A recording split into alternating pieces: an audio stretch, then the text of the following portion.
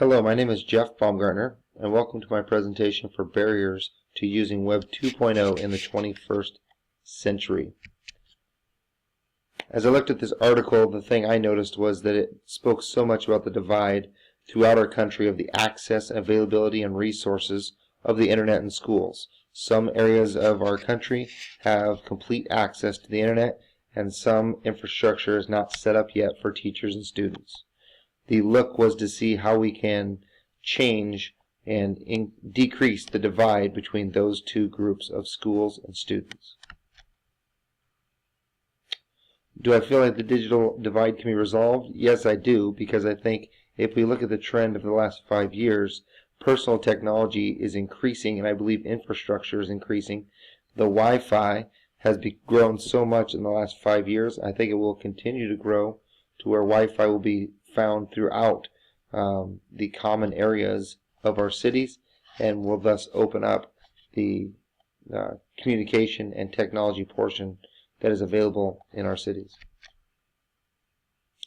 What skill sets our 21st century students need?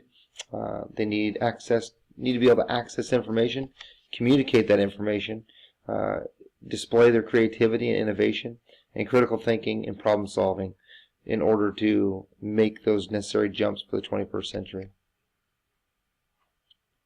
The impact the global economy has had on my personal use is just that it's made personal devices so much more affordable, so that now smartphones are so readily available, and Wi-Fi is readily available in so many different public places, including libraries, and even Starbucks and McDonald's are starting to show that they can bring in customers and money by having Wi-Fi set up in their businesses. The technology training is still needed. I believe that teachers need to be able to work their way up the SAMR index. SAMR stands for substitution, augmentation, modification, and redefinition. I feel like it's pretty easy to use personal technology to substitute for your everyday whiteboards and typical classroom use. Augmentation about the same way, but modification and redefinition is really difficult for teachers. They need to find lessons that they can use that can get them to those last two phases. And I think the more that we can get some professional development on going to those next levels, the better off teachers will be. Is my school equipped? Yes, my school is what we call a tech-rich campus, which means that every student is given an iPad, and they will have those for everyday use. Teachers are using personal technologies on a daily basis. Our infrastructure was rebuilt about 3 years ago to where we have Wi-Fi in every building on our campus, and that has helped to increase our ability to equip our students with 21st century technology. The advantage of the Web 2.0 that I see for the use in schools, I think, is these students are just so much more comfortable as they grow up with technology in the world.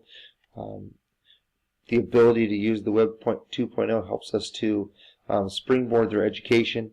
We don't want to slow them down in their development because they already have such a great jump start with knowing how to use the technology, that the more that we can help them improve and use that technology, the better off they're going to be in these new jobs that in 10 years probably haven't even been invented yet.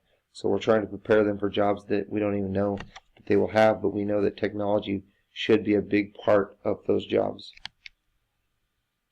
The disadvantages of technology use is we're kind of building students and leaders who are either addicted to this technology, or they lack the personal and relationship development skills, such as how to communicate, use eye contact, public speaking, listening, and other social skills.